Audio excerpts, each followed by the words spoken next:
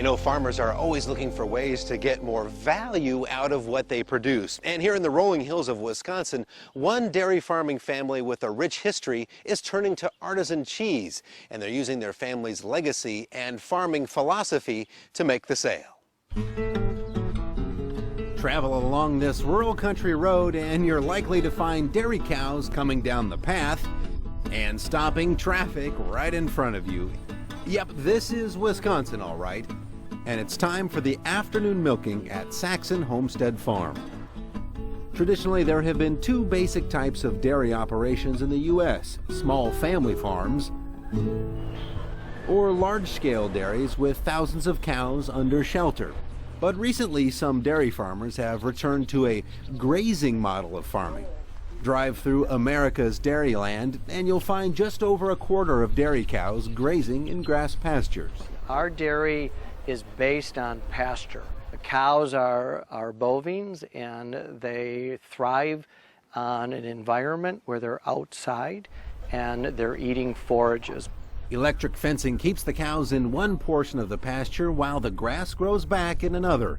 Instead of those large farming operations where cows are fed inside and manure is hauled away by machinery, these cows are kept in pasture year-round, their manure being left in the fields as natural fertilizer.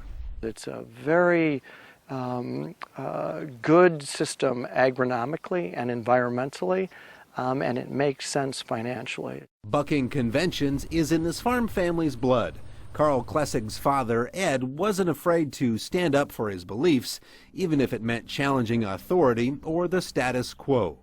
There was a proposed cross-country construction of an interstate highway between Milwaukee, Wisconsin and Green Bay, Wisconsin.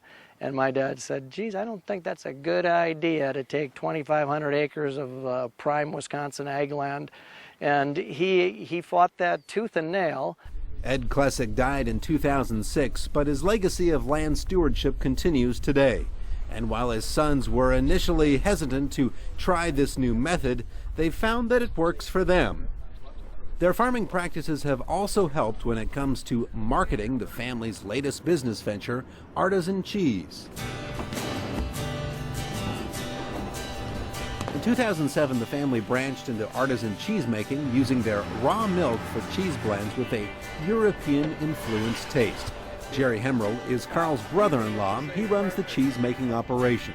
We make 4 cheeses with our cow's milk, and right now there is quite a movement to eat high-quality food, knowing the story of where the food comes from. For farmers like the Hemrells and Klessigs, it's a way to get more value out of the milk that they produce.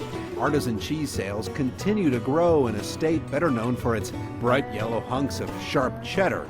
In recent years, almost 20% of cheese sales here have been of the specialty variety.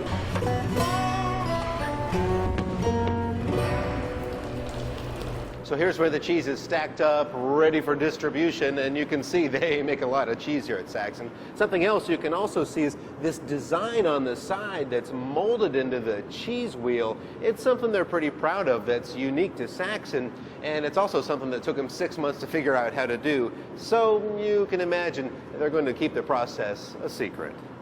Right now, the family uses about 20% of their milk for specialty cheese. The rest is sold on the milk market. Cheese making is a challenging business, but the family is hopeful.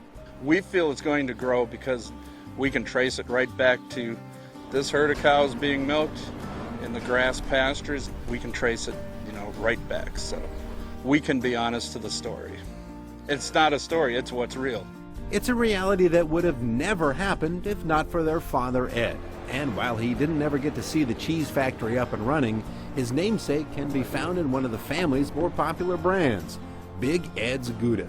And if Big Ed were here today, he embraced the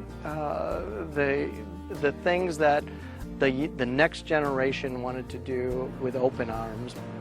I'm so thrilled and I feel honored to be a grass farmer in the United States. I really do.